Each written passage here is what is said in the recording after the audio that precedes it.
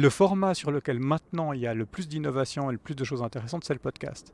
C'est là qu'on voit des choses qui sont racontées différemment, qui ont une autre tonalité, qui sont plus sensibles, qui sont plus longues. Et je trouve que c'est là, en tout cas c'est là que moi je vois des choses très très intéressantes. Bonjour et bienvenue dans Be My Guest, je vous emmène à la rencontre de ceux qui font et de ceux qui pensent le digital. Aujourd'hui, je discute avec Gaël Hurlimann qui est rédacteur en chef de la version digitale du quotidien Le Temps. Avec lui, nous allons parler de l'avenir des médias, de la complémentarité entre les différents canaux et de pourquoi il pense que nous sommes à l'aune d'un âge d'or des médias. Une conversation enregistrée en extérieur comme vous allez l'entendre. Be My Guest, présenté par Laurent Haug, en partenariat avec 200 idées et créa, école membre de INSEQ. Bonjour Gaël Hurlimann. Bonjour Laurent Haug. Est-ce qu'on peut gagner de l'argent avec les médias aujourd'hui ? Oui Laurent, on peut gagner de l'argent avec les médias, on peut gagner de l'argent en faisant un type de journalisme particulier. Et puis on est très intéressés, nous les gens des médias, parce qu'on voit qu'il y a plusieurs modèles économiques qui sortent maintenant. Qu'est-ce que c'est ces modèles économiques alors ? Alors le premier modèle, c'est enfin un modèle sain pour les médias. C'est ce qui nous a fait peur pendant 20 ans, c'est la fin du tout pub. Le modèle qui marchait, c'était la pub qui paye votre abonnement au journal papier, votre lecture gratuite sur Internet. Et on voit que depuis, je dirais, 2 ans, l'abonnement reprend. Sous quelle forme alors ? Sous une forme digitale ou une forme papier ? Parce que donc, vous êtes rédacteur en chef digital du Temps. Le Temps est un journal qui est incarné de 2 façons. Il y a donc une édition papier, dans un contexte d'ailleurs où il y a un de vos concurrents qui a arrêté de tirer une édition papier, et vous avez une édition digitale, donc qui va se décliner sous forme de site web et sous forme d'app. Vous allez aussi sur d'autres formats. Quels sont les formats qui gagnent de l'argent ? Sans rentrer dans les détails, mais c'est quoi ? C'est la complémentarité qui gagne de l'argent ? Il y a un format qui est en train de remplacer l'autre ? Il y en a un qui est plus rentable que l'autre ?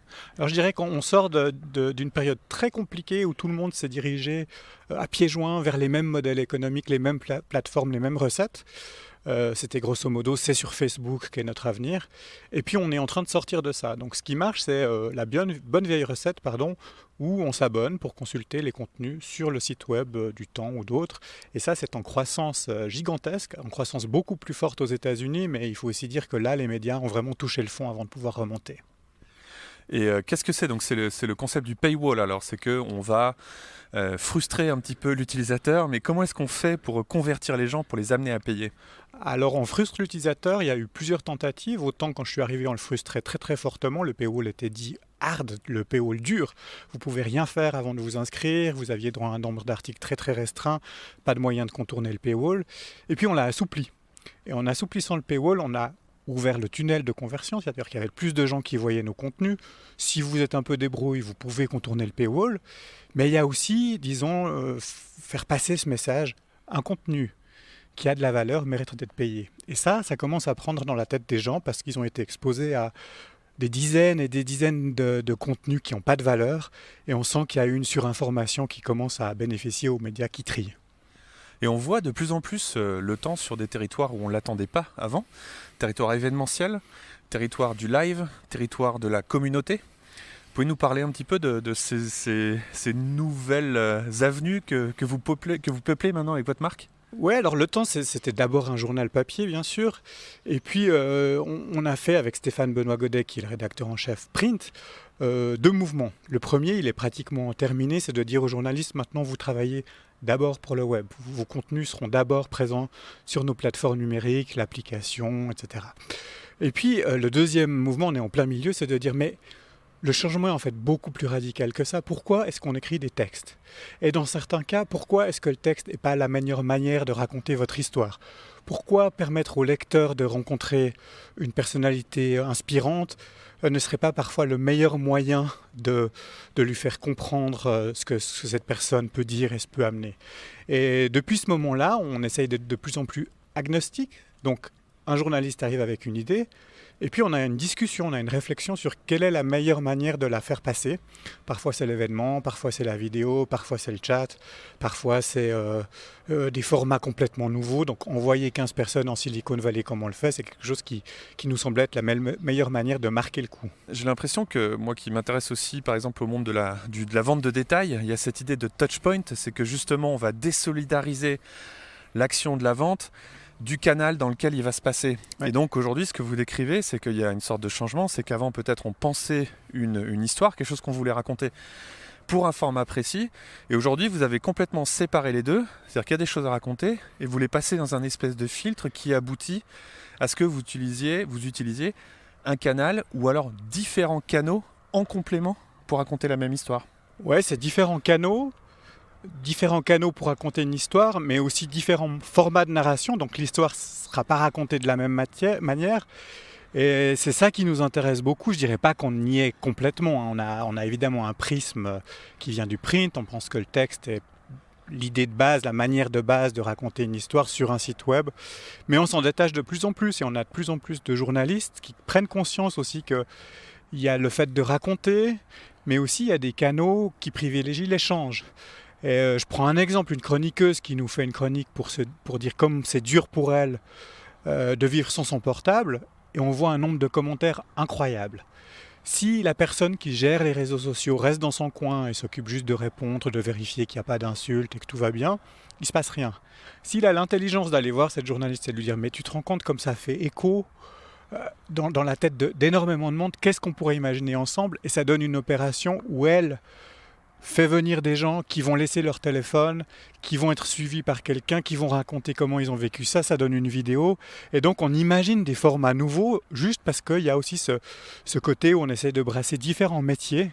Et si on veut évoluer, j'ai l'impression que c'est ça qui a manqué aux journalistes pendant longtemps, c'est des gens qui restent dans leur coin, les gens du marketing au marketing, les gens de la pub à la pub, les gens des rédactions tout seuls dans leur coin à produire leur contenu, sans se soucier de comment il sera distribué et comment ça peut impacter sur ce qu'ils doivent dire. Si on revient sur l'histoire d'un média comme Le Temps, vous naissez dans le monde réel, vous naissez offline, vous transitionnez vers le digital à un moment où on dit d'ailleurs le digital va tuer le physique, hein, oui. On n'aura plus besoin du physique. Aujourd'hui, ce qui est très intéressant, c'est que vous resserrez peut-être sur le digital, mais on vous voit aussi revenir dans le monde réel à travers ces événements, à travers ces rencontres que vous faites avec les lecteurs, à travers ce que vous disiez tout à l'heure, que pour moi, je mettrais un mot dessus, c'est des expériences. Oui. C'est-à-dire qu'on va plus seulement parler au cerveau, on va aussi parler au sens, on va aussi parler aux émotions, on va vous faire vivre quelque chose.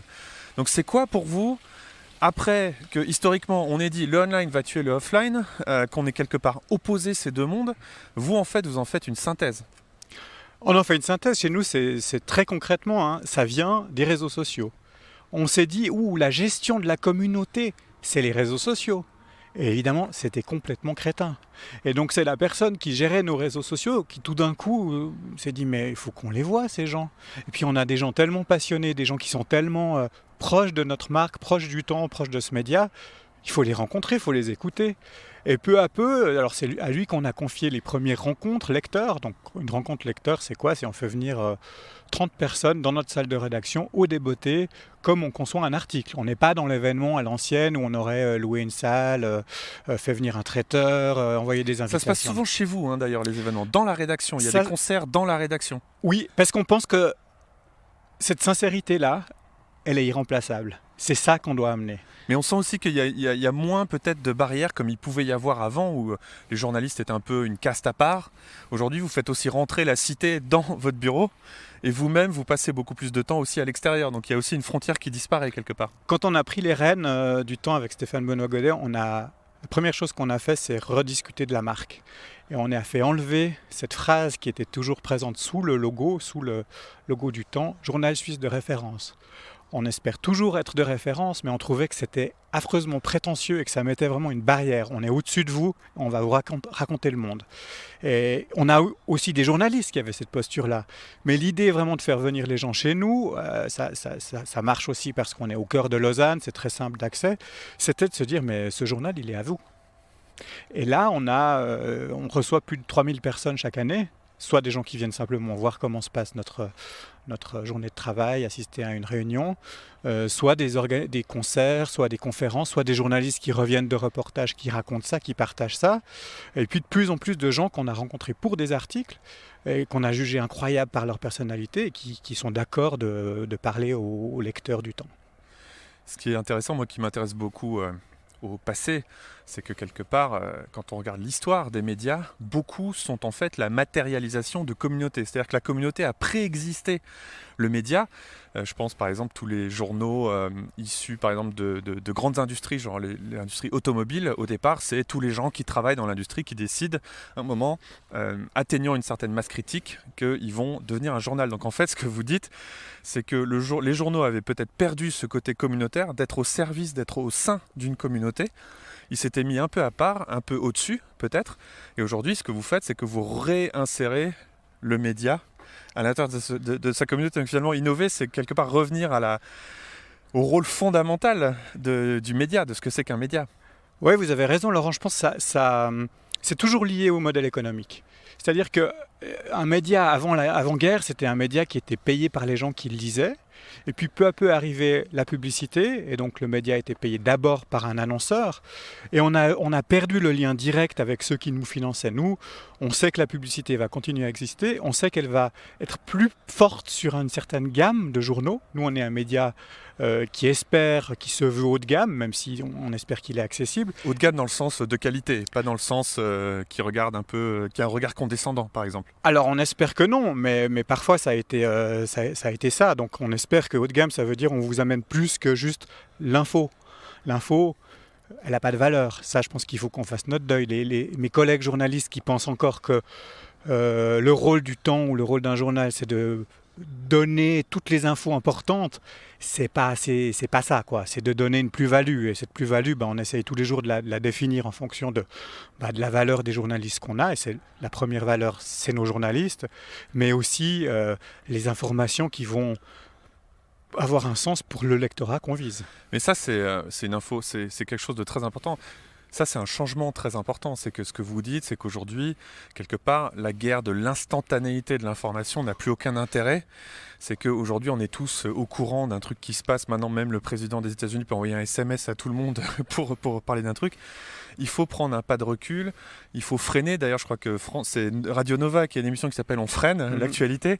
Ce que vous dites, vous, c'est que un média comme le vôtre, de qualité, va plutôt se battre sur le côté analyse, sur le côté mettre en lumière des gens qui ne le sont pas de par l'actualité du moment. Donc c'est un autre regard qui est complémentaire à une machine médiatique qui, elle, n'est que dans l'immédiateté, le scoop. Ouais, je pense qu'il y a de la place pour plein de médias différents. Il y a des médias qui sont là pour vous copier-coller la dépêche ou le tweet de Trump au plus vite. Un 20 minutes fait ça hyper bien. C'est hyper important pour beaucoup de monde, à Genève, à Lausanne, ailleurs en Suisse romande, dans le monde, d'avoir un endroit où on sait qu'il y a tout, 120 articles par jour, quelque chose comme ça. Mais aussi, et ça rejoint encore une fois cette question du modèle économique, c'est pas pour ça que vous allez payer. Vous allez payer si vous vous dites qu'il y a quelqu'un qui donne un sens à toutes ces informations, qui l'analyse, qui interviewe les bonnes personnes, qui fait ce pas de côté. Donc la question qu'on se pose tous les jours, c'est est-ce qu'on a assez de valeur ajoutée? Et si on attend, si on est à J+3 et s'est passé quelque chose, on le raconte 3 jours plus tard, là il faut qu'il y ait beaucoup de valeur ajoutée, J+4 encore plus. Et cette question-là, on ne se la posait probablement pas assez il y a 10 ans, puisque tout le monde faisait la course de vitesse et tout le monde copiait-collait les textes de l'AFP, l'ATS, et c'était l'unique recette, l'unique planche de salut que les médias voyaient sur Internet. Quand vous faites un événement, par exemple, quand vous ramenez vos lecteurs dans la salle de rédaction, concrètement, c'est quoi le business model? Qu'est-ce qui est créé comme valeur pour les lecteurs et pour vous? Amener des lecteurs chez nous, dans notre rédaction, c'est quelque chose d'assez nouveau. On a imaginé, mais pour être franc, on ne l'a pas testé, on n'a pas abouti encore, qu'il y avait 3 manières de rentabiliser ça. Il y a ce qu'on a toujours appelé la fidélisation. Comment vous faites pour qu'un abonné reste chez vous? Et on sait qu'il y a énormément d'abonnés digitaux, notamment, qui ne vont pas sur le site très régulièrement. Ils s'en fichent. Ce qu'ils veulent, c'est être attachés à une marque. Et on se dit que pour l'attachement à la marque, c'est beaucoup plus fort de venir une fois chez nous, de vivre une expérience, un concert, une conférence inspirante, que d'aller piocher chaque jour via une newsletter un article ou un autre. Ça, c'est la première explication de pourquoi on fait ça. La deuxième, vous savez, Laurent, que notre lectorat vieillit. Je ne vous donnerai pas la moyenne d'âge du lecteur du temps papier, mais elle est assez élevée. Et comment on va toucher des nouvelles audiences? Comment on fait savoir qu'on fait des choses un petit peu différentes qu'il y a 10 ou 20 ans? Et là aussi, l'événement a un impact beaucoup plus fort que de glisser un article sur la quarantaine qu'on publie chaque jour pour parler tout d'un coup d'un autre style musical ou d'un nouveau, par exemple de l'humour. La scène de l'humour roman, on n'en parlait pas, on en parle un peu plus, mais c'est évidemment beaucoup plus fort d'imaginer un spectacle d'humour qui se fait au milieu de la rédaction, ce qu'on a fait récemment. C'est le deuxième modèle. Chercher l'acquisition de nouvelles audiences. Le troisième, c'est celui qui est le plus simple pour nous, c'est de se dire qu'on va trouver un partenaire, un sponsor. Et pendant très longtemps dans les médias, c'était un mot tabou. Tous les médias l'ont fait, surtout depuis les années 2000 où ça va mal, mais c'était fait de manière très cachée. Alors que nous, on a commencé par rédiger une charte très claire des partenariats. Et puis, si vous êtes sponsor d'un événement, eh bien, vous n'avez pas le droit de donner votre avis sur la personne qui viendra parler. Par contre, la thématique sera discutée très ouvertement avec vous. Vous aurez probablement le droit de prendre la parole à un moment ou à un autre. Vous de aurez façon transparente, on va dire aux gens. Exactement. Ça, c'est notre partenaire qui Exactement. parle Et cette transparence-là, alors elle fait grandement débat à l'intérieur de la profession, mais auprès du public, c'est quelque chose qui marche, qui est admis, disons. Ouais. Qui est nécessaire, puis ça fait partie, ce que vous décrivez, selon moi, si je mets mes mots dessus, c'est une façon de créer un lien, c'est ça que vous cherchez à faire, c'est créer un vrai lien avec les gens, avec votre marque, et créer un lien, c'est beaucoup plus facile quand il y a de la confiance quand même, que quand il n'y en a pas. Si maintenant, alors on a ouvert pas mal de territoires sur lesquels vous êtes présents, donc on a parlé du site, on a parlé des apps, on a parlé des événements, on a parlé des lives brièvement, on a parlé du papier. Il y a certains médias, moi je travaille un petit peu avec Wired, la version anglaise, et Wired a un service qui s'appelle Wired Consulting. The Economist a ce fameux The Economist Intelligence Unit. Est-ce que Le Temps est aussi une entreprise qui rend des services aux entreprises? Alors Le Temps, pas directement, encore que. On a développé un service qu'on appelle la Digital Factory, qui fonctionne d'abord comme agence interne, donc pour créer des vidéos, pour gérer les réseaux sociaux, pour créer des sites web, pour créer des plateformes en ligne autres que des sites. Et puis, elle travaille sur tous nos contenus sponsorisés. Donc, encore une fois, sponsorisé, on l'a défini de manière assez claire. On se met d'accord sur une thématique, mais le sponsor n'a pas voix au chapitre quand il s'agit d'éditorial. Les journalistes du Temps sont impliqués quand on parle de contenu sponsorisé, mais pas quand on se met au service d'une entreprise. Pourquoi? Parce qu'alors là, on tuerait le lien de confiance qu'on a avec nos lecteurs. Si vous travaillez un jour pour la banque Bonhôte et que le lendemain, vous devez écrire sur la banque Bonhôte, vous êtes cuit. Ce que vous faites, c'est qu'il y a ce savoir-faire de création de contenu qui est à l'intérieur de cette équipe, qui est la Digital Factory, et moi, en tant que marque, je peux venir la solliciter pour avoir accès à quoi? Avoir accès à votre savoir-faire en termes de raconter des histoires, et pour avoir aussi accès à votre audience, c'est-à-dire que je vais pouvoir me retrouver sur les différents canaux, sachant que ça sera mentionné que j'y suis parce que j'ai payé, parce que je suis sponsor. Donc c'est ça que j'achète, c'est un savoir-faire et c'est un accès aux gens. Si vous venez en tant que laurenthaug.com et vous avez besoin d'organiser un événement, je sais que vous faites ça très bien, mais imaginons que vous ayez besoin de refaire votre site ou de gérer vos réseaux sociaux, il y a un savoir-faire. Si vous nous laissez la main, on choisit comment on parle, on choisit ce qu'on va dire, on choisit juste ensemble. La seule chose sur laquelle vous pouvez donner votre accord, c'est les thématiques qui seront racontées dans le cadre de ce partenariat. Là, c'est les journalistes du Temps. Si vous dites « je veux que vous fassiez l'interview de telle personne sous tel format », en posant telle question, voilà, etc. Là, c'est plus un journaliste. Exactement. Là, on travaille avec des freelances et vous aurez les services de la factory sur le plan technique. C'est-à-dire que vous aurez un chef de projet qui sait comment raconter une histoire. Et là, on voit aussi les marques qui sont à la recherche de sincérité, qui comprennent tout à fait leur intérêt d'aller plutôt vers des modèles où on n'est pas juste une agence, mais où on fait vraiment valoir nos qualités journalistiques. Gaël, donc vous avez tous ces différents canaux. Est-ce qu'il est possible, parce que moi une des questions que je me pose c'est, y a-t-il aujourd'hui un modèle pour faire un média du 21e siècle? J'ai l'impression que c'est autour de quoi on tourne depuis une vingtaine d'années maintenant et qu'on est en train d'y arriver, et que la réponse à cette question, y a-t-il un modèle, ça sera, j'espère, oui, et que ça va impliquer en fait tous ces différents canaux qui fonctionnent les uns avec les autres. Et du coup, la question que je me poserais aujourd'hui si je voulais lancer un média, ça serait comment fonctionnent ces canaux et quel est le rôle de chacun. Alors est-ce qu'on pourrait repartir un petit peu et assez rapidement, pas trop en détail sur chacun, mais sur tous les différents points d'interaction entre vous et votre audience, à quoi est-ce qu'ils servent? Alors par exemple, le papier. À quoi ça sert le papier au XXIe siècle ? C'est pour la partie de l'audience qui est peut-être un peu plus âgée, mais c'est aussi un objet quelque part, un journal papier. Le papier, ça sert à une chose en particulier. Le papier, c'est quelque chose que j'aimerais bien réussir à répliquer au niveau digital, mais il n'y a pas de solution. Ça vous donne un choix fini d'articles. Ça vous donne une édition au sens où on a choisi de publier quelque chose qui a du sens. Donc ça peut moins nous envahir, quoi. On se sent pas... Ça nous envahit moins, et surtout vous, Laurent ou moi, sur Internet, on fonctionne différemment. On va lire ce qui nous intéresse a priori. On finit jamais en fait. Si on nous laisse devant YouTube, on peut rester des heures parce qu'il y a toujours le truc suivant. Oui, et surtout, est-ce qu'on va se laisser surprendre par quelqu'un qui a choisi tout d'un coup de vous parler du sport que vous détestez le plus au monde, et puis tout d'un coup, en lisant l'article, vous dites « Tiens, c'est intéressant ». Sur Internet, ça marche pas vraiment comme ça. Le papier, c'est ça. Le papier, c'est une édition, quelqu'un qui a une lecture du monde, qui vous lit chaque jour un produit fini, qui vous dit « C'est ça qui compte ». Et pendant longtemps aussi, il faut admettre que les journaux, les médias n'ont pas assez joué cette carte-là. Le papier, à cause de l'organisation des rédactions, c'était un chef de rubrique qui choisit ce qu'il aura dans ses pages, et puis un autre qui choisit ce qu'il aura dans ses pages. Donc il y avait zéro continuité.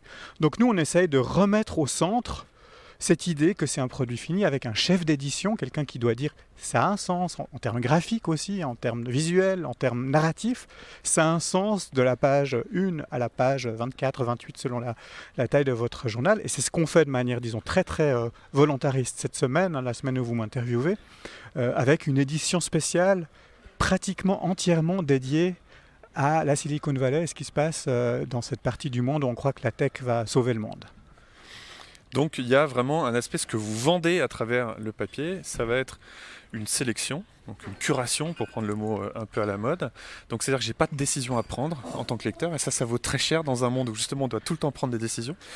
C'est une espèce de certitude d'avoir été informé de façon exhaustive. Voilà, quelqu'un, une fois que j'ai fini mon journal, je sais tout ce qu'il y avait à savoir aujourd'hui. Et c'est donc cette expérience des fois de me retrouver confronté à des idées que je ne serais jamais allé chercher moi-même, qui je ne savais pas allaient m'intéresser. Le papier, ça vous oblige à vous laisser aller au choix de quelqu'un d'autre. C'est un peu comme quand vous rentrez dans une salle de cinéma. Les portes se ferment, il fait noir, vous sortez plus votre téléphone et puis vous regardez le film. Un des autres intérêts majeurs du papier, c'est la surprise. Prenez votre fonctionnement sur Twitter, sur Facebook, sur LinkedIn.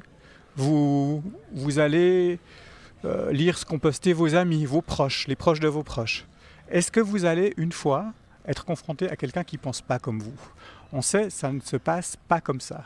Dans le journal, les pages opinion-débat, qui sont aussi quelque chose du passé, c'était un petit peu une des premières raisons d'être des journaux, des journaux d'opinion qui plaidaient pour une cause ou une autre, eh bien ces pages opinion-débat, on le voit, moi je le mesure tous les jours parce qu'on fait très attention à comment le papier est consommé aussi, sont des pages qui sont hyper intéressante pour nos lecteurs. Vous allez lire quelqu'un qui ne pense pas comme vous et peut-être que vous allez avoir envie d'y répondre et vous allez pouvoir y répondre. De nouveau dans cette ouverture et ce cercle vertueux où vous faites partie prenante d'une communauté, on est très heureux de recevoir des opinions, débats de gens qui sont des nobody et qui existent parce qu'ils disent quelque chose d'intéressant. Et qui n'ont pas la même opinion que vous. Voilà. Exactement. Et ces pages-là, c'est les pages les plus ouvertes du journal, mais aussi les plus intéressantes parce que qu'est-ce qu'on fait ? On fait se confronter 2 visions du monde, 3 visions du monde. Et vous êtes quelque part les seuls à pouvoir le faire, puisque vous êtes les seuls à donner la parole à cette communauté et à aussi jeter un coup de projecteur sur peut-être cette région. Est-ce que typiquement c'est le genre de choses sur lesquelles les grands médias internationaux pourront jamais venir vous chercher ? Les grands médias internationaux auront beaucoup de peine. On a un exemple tout frais, de nouveau à l'heure où vous m'interviewez. Éric Zemmour. Grand débat sur notre page Facebook. Mais pourquoi donc avez-vous interviewé Éric Zemmour ? Si un média généraliste décide de le boycotter, ce qu'on aurait pu faire, ce que d'autres ont fait, qu'est-ce qui se passe ? Vous avez tous les fans d'Éric Zemmour qui se délectent, qui disent « Mais regardez, ça confirme, la droite de la droite n'a pas voix au chapitre, on nous ignore, c'est merdia, vraiment c'est n'importe quoi ». Donc, qu'est-ce qu'il faut faire ? Il faut faire votre métier de base, il faut revenir aux fondamentaux, il faut l'interviewer, lui poser les questions qui l'embêtent, publier ça de manière très très neutre, parce que vous n'êtes pas là non plus pour lui tirer dessus. Si vous faites ça, qu'est-ce que vous faites de nouveau ? Ça va conforter ceux qui pensent que de toute manière ces gauchistes n'aiment pas Zemmour. Et c'est ce qu'on a fait. Et là, on a une discussion qui s'enclenche sur notre page entre pro et anti-Zemmour. des mondes qui sinon restent cloisonnés. Ça, c'est le rôle d'un média. Alors justement, parlons un peu de votre présence digitale. Donc si on revient dans ma question qui est de spécifier un peu à quoi chacun des canaux que vous exploitez sert. Si maintenant on fait les différents canaux digitaux que vous avez, donc il y a un site, il y a des apps, il y a des réseaux sociaux. On va mettre tous les réseaux sociaux ensemble, on ne va pas descendre dans le détail d'un Twitter, d'un Instagram qui ont des usages différents, mais en gros, à quoi servent dans votre mix ces 3 canaux?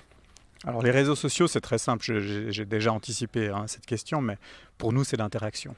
On a choisi sciemment, comme le temps était assez en retard sur ces questions d'interaction, de ne pas lancer les commentaires sur notre site et de dire c'est sur Facebook que ça se passe. On n'a pas la force de frappe, c'était en 2015, donc on était déjà relativement tard, on n'a pas la force de frappe pour faire venir les gens chez nous. Donc on admet que la discussion se passe sur les réseaux sociaux. On encourage évidemment nos journalistes à y être en leur nom propre quand ça a du sens, notamment quand ils doivent s'adresser à une communauté assez restreinte de spécialistes de l'horlogerie, de spécialistes de la finance, de spécialistes du théâtre roman, etc. Et c'est de rabattre un peu de trafic vers vous aussi, j'imagine. C'est une partie du trafic, c'est grosso modo 25% du trafic vers le site, mais c'est vraiment pas comme ça qu'on a abordé la question. Tous les médias qui ont utilisé ces réseaux sociaux uniquement pour rabattre du trafic vers leur site, sont en train de déchanter, c'est-à-dire que ça ne se passe plus comme ça. Il faut payer maintenant pour le trafic.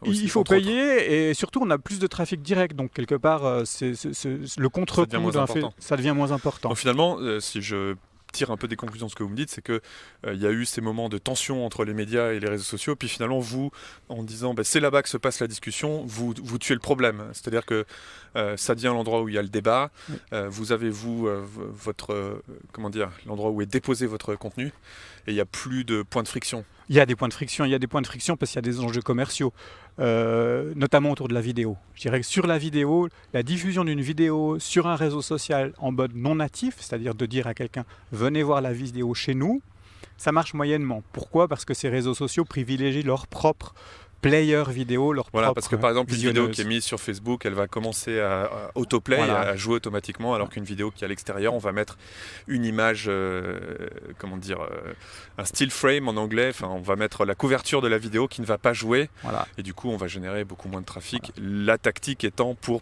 forcer les gens à mettre leurs vidéos sur la plateforme de réseau social qui va du coup, étant l'endroit où le contenu est déposé, pouvoir mettre sa pub dessus.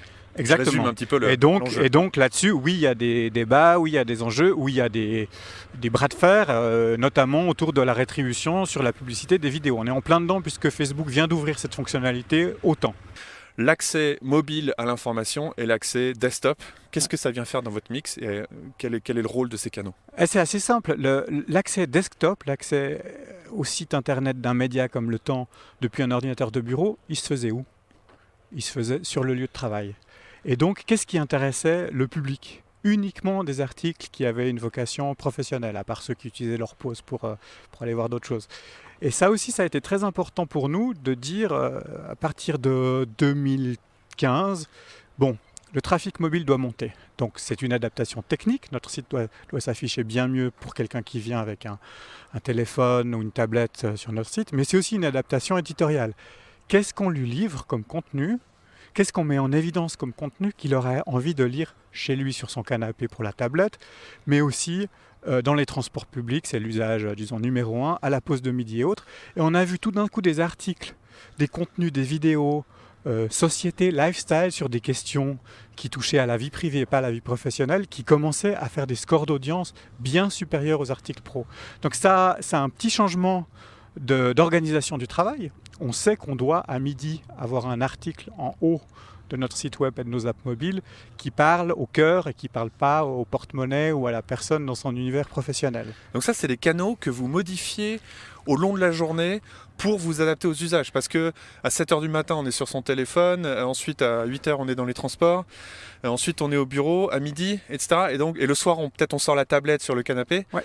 Et donc vous adaptez vos différents canaux à ces moments. Absolument. On a une stratégie. Selon quelle logique alors ? Alors on a une stratégie de couverture de la journée en fonction des usages, de dire le matin on va mettre la news fraîche, c'est-à-dire vous êtes dans les transports, vous voulez savoir ce qui s'est passé, donc c'est le catch-up un peu. C'est le catch-up, qu'est-ce qui s'est passé, qu'est-ce que je dois savoir en me réveillant. Ensuite, pour pas avoir l'air con à la pause de café, pour être au courant, pour être bien, pour avoir un sujet de conversation. Mais ensuite, dès 8h30, 9h, on met en évidence un contenu fort. Pourquoi ? Parce qu'on voit que le temps de lecture augmente, les gens restent plus longtemps, donc on peut commencer à leur livrer des contenus qui prennent un peu plus de temps à être lus ou consommés. Et puis vers midi, on va repartir vers un contenu de type société, culturel, quelque chose qui vient du monde des loisirs, sport ou autre. Et là, c'est très simple, on le mesure aussi, on a comblé le fossé, le trou qu'il y avait, le trou de fréquentation qu'il y avait entre midi et 14h. Si vous regardiez la courbe de fréquentation du site du Temps et des apps mobiles du Temps il y a 3 ans, il y avait un trou, ça s'arrêtait à midi, ça recommençait à 14h, vous partiez du bureau, vous lâchiez le site. Et ça, on ne le voit plus, on le voit beaucoup, beaucoup, beaucoup moins parce qu'on a éditorialement fait d'autres choix. L'après-midi, on commence avec les informations fortes de la journée. Là aussi, c'est des informations maison. On fait en sorte d'avoir des journalistes qui commencent à publier des contenus signés avec leur valeur ajoutée, leur lecture de l'information, les gens qu'ils ont interviewés eux, de 14 à 17h. Et puis il y a quelque chose qu'on fait encore, mais on est vraiment en train de chercher la bonne solution pour ce qu'on n'a pas trouvé. 17h, 19h, transport public, retour à la maison, les news régionales. Et ça, là on touche à un aspect technologique, c'est qu'on n'utilise pas encore de DMP, ces outils qui vous permettent de tout savoir de vos utilisateurs et de leur livrer une information personnalisée. Mais on peut se dire que si vous, Laurent, qui habitez près de Rolle, vous êtes en train de rentrer chez vous, vous aurez envie de savoir ce qui se passe dans votre coin de pays. Et ça, on n'est pas capable de le faire techniquement. Est-ce qu'on va utiliser ça ou pas ? On est en pleine discussion, en pleine réflexion. 19h, le long grid. La pièce longue, posée, qualité d'écriture, qui vous fait plaisir. Vous n'êtes pas encore à l'heure où vous ouvrez votre roman, mais vous êtes chez vous. On a de la chance en Suisse, il y a un assez gros taux d'équipement en tablette. Donc on sait que cette lecture salon, elle existe alors qu'elle existe beaucoup moins dans d'autres pays. Et on en profite. Et là, on a un savoir-faire qui s'est développé sur ce qu'on appelle, nous, les long grids. Vraiment démontrer la qualité éditoriale par une pièce qui fait l'équivalent d'une page et demie, 2 pages, 3 pages de journal et qui est ensuite agrémentée de photos, de vidéos et d'autres contenus multimédia. Alors, est-ce que ça, est-ce que c'est une vérité ou une contre-vérité, cette idée que justement online, on ne lit plus pendant longtemps et que tout le monde veut de la news en 140 caractères ? C'est faux. C'est complètement faux. Il y a quelque chose déjà qu'on oublie, parce que vous êtes bien placé pour savoir avec Palais au futur, mais ça a toujours été le cas. Une lecture d'un journal, c'est une lecture zapping. En moyenne, un lecteur du Monde, on le disait déjà il y a 30 ans, passe 23 minutes à lire son journal, alors que si vous mettez bout à bout la lecture de tous les articles, vous en avez pour 5, 6, 7 heures. Et donc on voit, nous, le comportement de nos abonnés, qui est un comportement de zappeur, là où le comportement de nos non-abonnés est un comportement de gens qui restent plus longtemps sur un article. C'est contre-intuitif. On se dit, vous êtes abonné, vous lisez à fond. Non, vous êtes abonné, vous allez scanner, comme vous scannez votre journal, tous les titres, et puis vous allez crocher ou pas sur certains. Et on mesure là aussi qu'en desktop, sur votre ordinateur, vous ne restez pas forcément plus longtemps à lire un article que sur votre téléphone portable. Ce qui compte pour nous, c'est de la technique après, la technique d'écriture. Vous devez rythmer votre article visuellement, plus de photos, des intertitres, ces petits titres en gras qui viennent parsemer le texte, mais aussi sur la forme, c'est-à-dire avoir des relances fortes et vous voyez tout de suite là où vous perdez l'attention de l'utilisateur. Une des grandes contre-vérités du monde des réseaux sociaux, c'était ces outils genre Hootsuite, etc. Ouais. On vous disait vous allez mettre un message et puis on va l'envoyer sur tous les réseaux sociaux et ça va cartonner. Ouais. Et on vous a fait un tour de magie, c'est que vous touchez toutes vos audiences en une fois. Alors on s'est rendu compte que en fait, les réseaux sociaux ne fonctionnaient pas pareil, les attentes n'étaient pas les mêmes sur les différentes plateformes. Dans certaines plateformes, il fallait être visuel, dans d'autres moins, etc. C'est vrai que le rêve pour vous, c'est d'être complètement agnostique par rapport à ces canaux et en même temps, vous venez de le montrer que c'est pas vraiment possible. Ouais. Sur un long grid, il va falloir faire des relances, etc. Comment ça se passe concrètement ? C'est-à-dire que vous avez des journalistes à qui vous devez apprendre chacun des formats sur lesquels leur histoire va se retrouver, ou alors vous avez un journaliste qui lui pond son histoire et qui derrière qui sont reprises en main par un spécialiste des réseaux sociaux, un spécialiste de la version desktop, un spécialiste de la version mobile. Comment ça se passe concrètement ? Alors on a, et là aussi je pense que ça tient vraiment au positionnement du titre, au positionnement du temps, on a des gens qui sont des grands connaisseurs d'une matière Et puis il se trouve que comme on est au départ un journal papier, ils sont plutôt bons à l'écriture et pas tellement sur les autres formats de narration. Donc là, ils ont cette fameuse Digital Factory qui vient en soutien, qui vient les aider. Quelle est la stratégie Twitter que tu vas adopter, cher journaliste spécialiste de l'horlogerie, pour accompagner la publication de ton article? Parce que le but, c'est que vous voudriez qu'ils intègrent ce savoir-faire. Absolument. Alors, pour être capable de faire du contenu aussi près que possible pour les différents Oui, canaux. alors on ne pense pas qu'il y a des journalistes Shiva. C'est très difficile d'être capable de tenir un micro, une caméra, un appareil photo, bien écrire, bien savoir tweeter, comment vendre, faire un peu de marketing, et puis avoir une stratégie SEO aussi, et puis pas être mauvais en SEM, et puis savoir gérer un budget AdWords. Ça, c'est un peu difficile. Mais on veut, et ça c'est un changement radical de fonctionnement dans une rédaction, on veut que ces gens aient le réflexe du travail d'équipe. On veut que ces gens aient le réflexe du travail d'équipe. Un journaliste qui vient trop tard, je reprends mon exemple, je suis journaliste spécialiste de l'horlogerie, j'ai fini mon travail, j'ai fini d'écrire et puis je pousse ça à quelqu'un qui gère les réseaux sociaux. Tiens, publie-moi ça et puis fais en sorte que ça marche. C'est idiot. S'il vient en amont et qu'ils peuvent imaginer ensemble une opération... Ce qui va marcher, mais voire même au-delà. Il nous faudrait une photo de ça. Mais peut-être même... Et si on faisait un appel ? Est-ce que peut-être les réseaux sociaux servent à trouver la personne en Suisse romande qui a acheté, je dis n'importe quoi, toutes les Apple Watch et toutes les montres de Samsung et qui les a toutes comparées et testées depuis le début de l'existence des montres connectées? Ça, c'est la manière de penser et d'envisager le sujet qu'on essaie de promouvoir. Et évidemment, pour la vidéo, qui a disons, une certaine lourdeur technique, c'est aussi très important. Vous devez, si vous pensez que votre sujet mérite une vidéo, changer votre approche, prendre un rendez-vous plus long avec la personne que vous allez interviewer, le rencontrer dans un endroit qui a un sens visuellement, etc. Plein de choses qu'un journaliste de presse écrite n'a pas forcément en tête au départ. Oui, tout à fait. Il y a un format dont on parle beaucoup parce qu'il y a eu des rachats de start-up ou d'ailleurs d'entreprises assez matures aux États-Unis, c'est le podcast. Oui. On a l'impression que c'est vraiment la nouvelle mode. Moi, j'avais toujours compris qu'en Europe, ça marchait moins bien parce que justement, les gens passaient moins de temps dans leur voiture, il y avait moins ces distances de transport. Vous, le temps, c'est quelque chose que vous faites maintenant depuis quelques mois. Quel est le rôle de ce canal et pourquoi est-ce qu'il y a toute cette excitation autour du podcast en ce moment alors que c'est quand même un vieux format? Enfin, les radios publiques font du podcast depuis 20 ans. La balado-diffusion, comme on dit en français. En balado-diffusion, ouais. Non, le podcast, c'est un format que je pense qu'il nous manquait dans notre arsenal. On sait que la vidéo, c'est bien pour raconter quelque chose de très visuel. On sait que le texte, c'est bien pour analyser, que selon la qualité d'écriture qu'on a, c'est très malléable, on peut faire plein de choses en texte. Mais on voulait vraiment commencer notre vie de podcasteur avec quelque chose de très intime. Et l'audio, ça permet ça. L'audio, ça permet d'être sensible à chaque variation de tonalité, de rentrer dans des détails de la vie de quelqu'un qui sinon ne se dévoilerait pas, je pense à face caméra par exemple. Et là, l'idée du podcast, c'est aussi une idée qui vient de la rédaction. Donc c'est un état d'esprit qu'on essaie de promouvoir. Nous, on est à la pêche, je dis nous parce que c'est toujours Stéphane Benoît Godet et moi, on est à la pêche aux bonnes idées. Et on les encourage, et même celles pour lesquelles on n'est pas tout à fait sûr. Donc le podcast, c'est une journaliste qui s'appelle Célia Héron, qui s'est mise avec une autre journaliste qui s'appelle Virginie Nussbaum, et qui ensemble sont venus me proposer ça, je dirais, il y a bien 2 ans. Et là, j'étais très sceptique. Pourquoi ? Parce qu'il n'y avait aucun moyen de mesurer l'impact d'un podcast. Les statistiques, c'était un petit peu chez Apple, un petit peu sur les plateformes spécialisées, mais on n'avait pas de chiffres.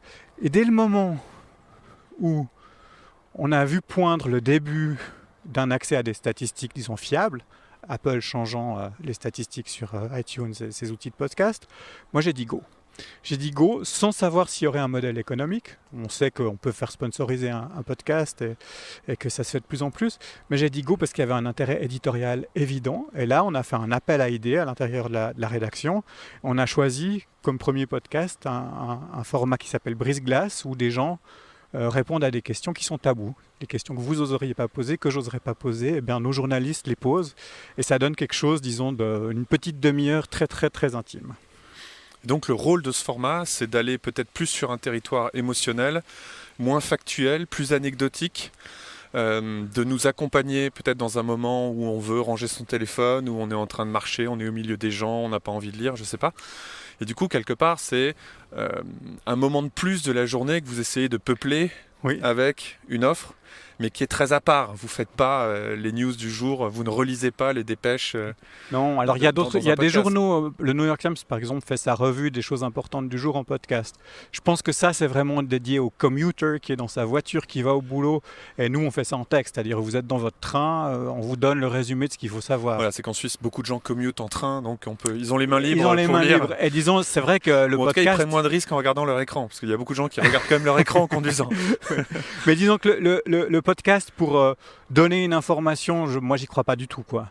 Parce que c'est un format lent en fait, c'est un format que des fois même on va rattraper. Ouais. Là, ce que vous décrivez sur Brise-Glace, c'est du contenu qui sera toujours pertinent dans 3 ans, dans 4 ans. Alors c'est une autre ligne, disons, pas de fracture, mais de complémentarité entre nos différents formats, tous les formats pérennes.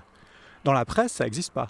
C'est publier, jeter, publier, jeter, publier, jeter. Et là, nous, on part de l'existant. On voit qu'on a des articles qui ont 10 ans, qui continuent à vivre sans qu'on fasse grand-chose d'ailleurs. On les voit dans nos outils de stats. Et puis, on a décidé après de produire ces long reads. C'est une des clés de lecture. On va produire un long read, un format narratif long que sur un sujet pérenne. Parce que simplement, sinon, c'est du temps de production pour quelque chose qui a une durée de vie courte. Et les podcasts, c'est la même chose. Un podcast, pour nous, on ne va pas le faire sur le prochain sujet de votation et ensuite on le met à la poubelle. Donc, c'est une clé de lecture et c'est aussi, en fonction de notre ligne éditoriale, l'approfondissement en podcast, c'est rentrer en une demi-heure, 3/4 d'heure dans l'intimité des gens. Et puis, on prépare le deuxième format, qui sera probablement un format plus expert, puisqu'on a lu, on a compris que c'est la deuxième chose qui était attendue d'un podcast, c'est rentrer dans un domaine beaucoup plus précis et puis y aller avec un niveau d'expertise qu'on ne pourrait pas avoir dans le journal papier ou sur le site.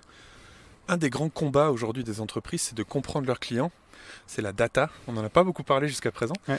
Comment est-ce que, alors que constamment, enfin votre démarche globalement, si je l'interprète, c'est vraiment un retour, recaler le média sur les besoins des gens. Donc vous dites voilà, les gens vivent comme ça à 7 heures, donc voilà ce qu'on fait, ils vivent comme ça à 8 heures, donc voilà ce qu'on fait.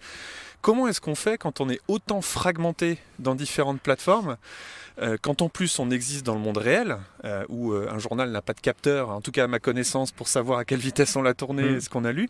Comment est-ce que vous faites pour collecter les données sur l'usage de vos clients et pour en faire une synthèse utile pour votre mission de pilotage de l'entreprise ?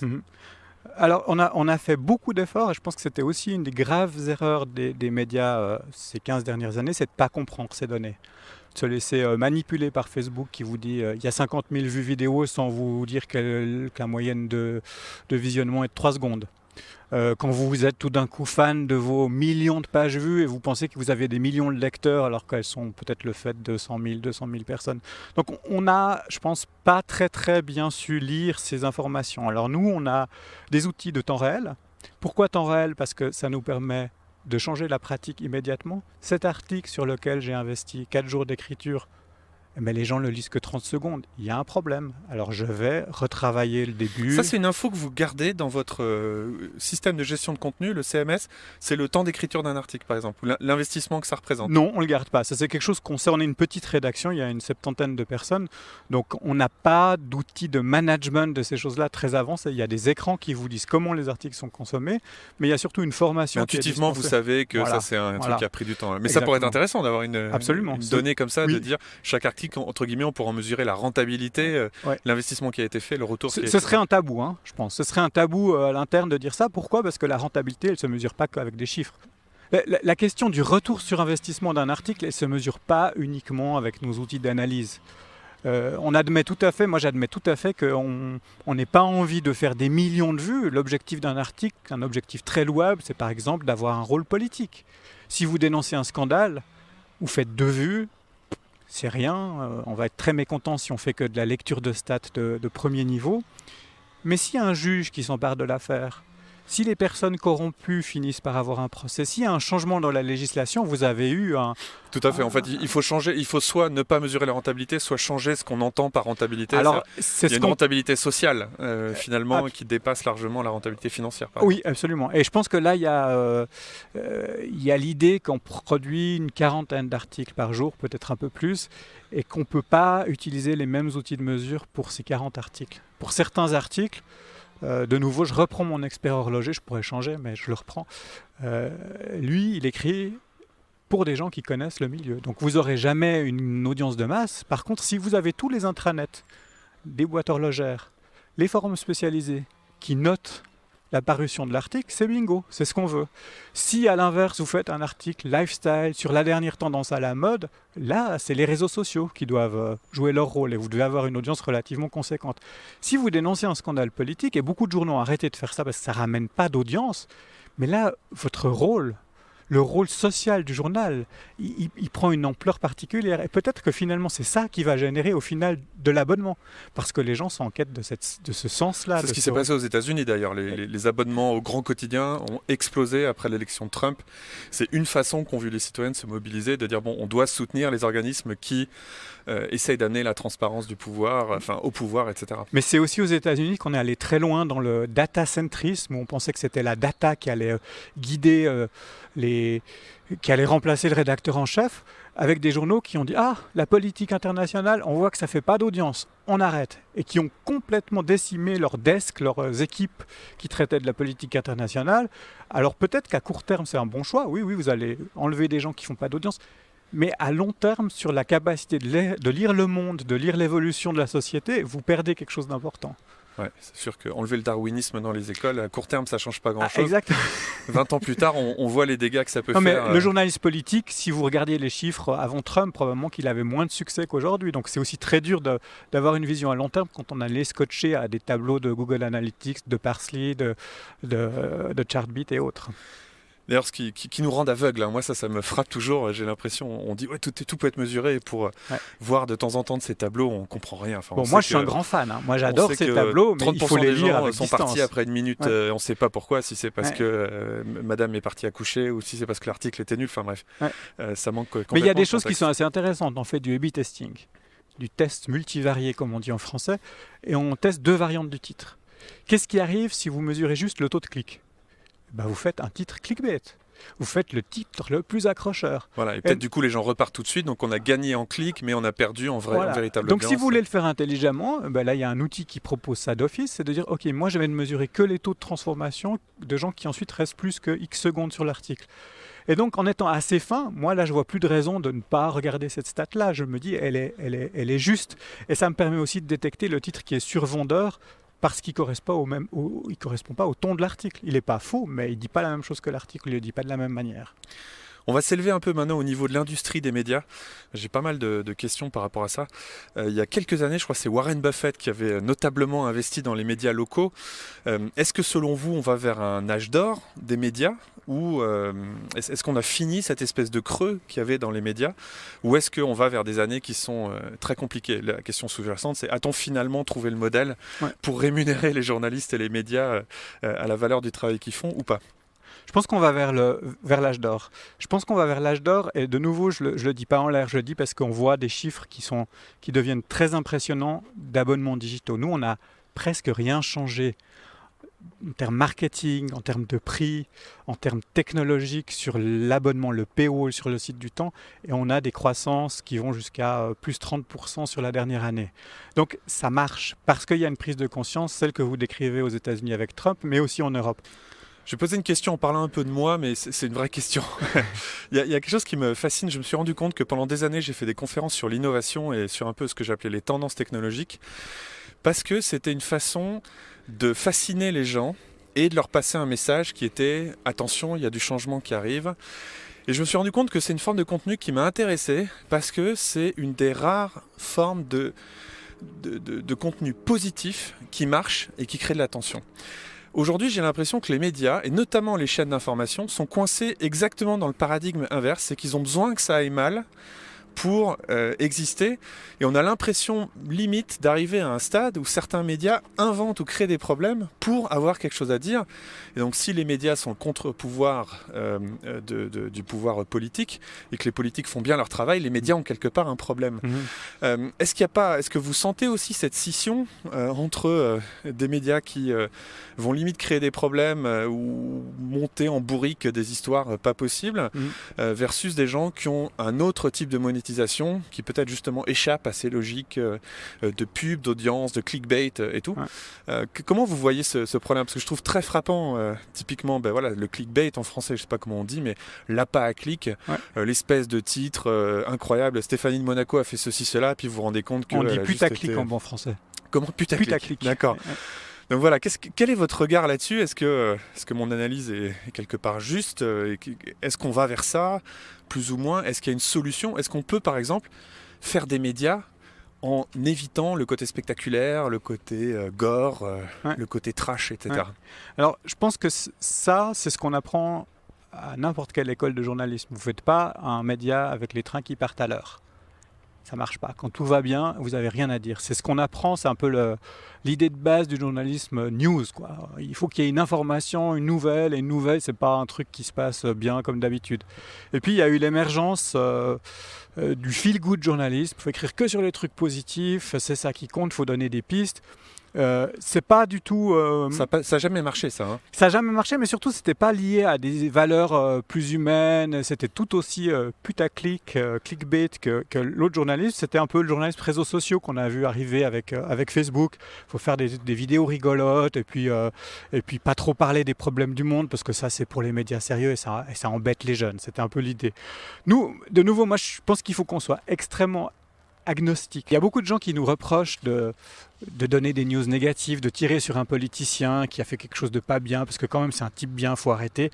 Et là, je pense qu'il faut aussi qu'on soit très distant. On n'est pas là pour servir une cause ou une autre, on est là pour défendre une vision du monde qui est la nôtre, et puis on doit résister. Mais c'est la vôtre ou celle de votre communauté ? C'est la nôtre. On va s'adapter sur les modes de narration, sur les canaux qu'on utilise, mais on doit avoir une identité qui est hyper claire.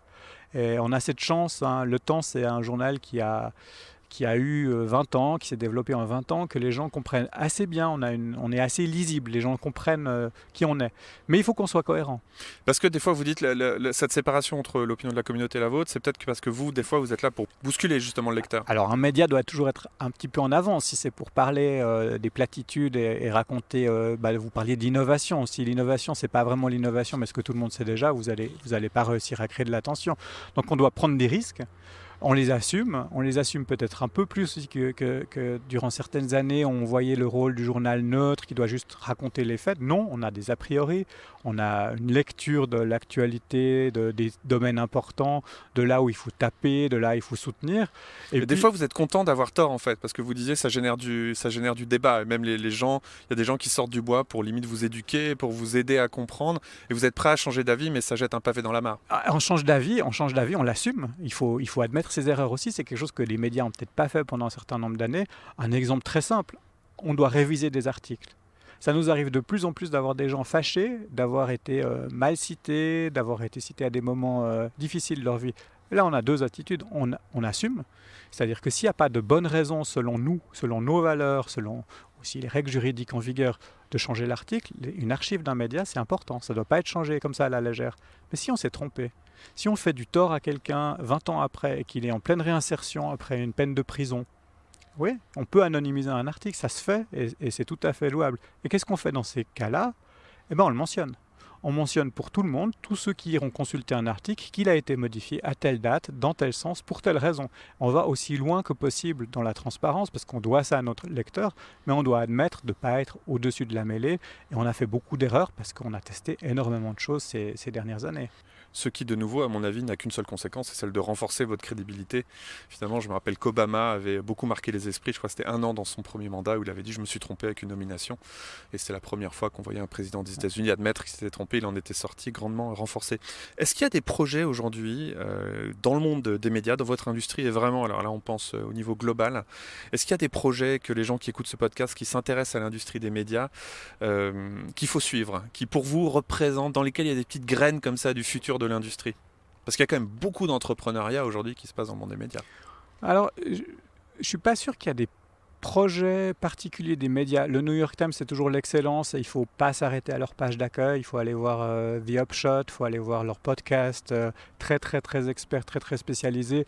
Sinon, c'est très mainstream. Le Guardian, c'est toujours excellent. Mais on est dans le classicisme. Ce qui je trouve intéressant, moi, c'est les endroits où tous les médias innovent. Dans les formats, dans les narrations. Et pendant un moment, c'était Facebook, avec des vidéos qui ne ressemblent pas à celles de la télé. Donc on a réinventé la manière de raconter quelque chose en images avec Facebook, avec des excès. Puis maintenant, ça s'est stabilisé. Mais maintenant, quand j'engage un vidéaste ou quand je produis une vidéo, je ne réfléchis pas au même code narratif que ceux de la télé. Et le format sur lequel maintenant il y a le plus d'innovation et le plus de choses intéressantes, c'est le podcast. C'est là qu'on voit des choses qui ne ressemblent pas à la radio, qui sont racontés différemment, qui ont une autre tonalité, qui sont plus sensibles, qui sont plus longs, qui osent les lenteurs, des choses qui...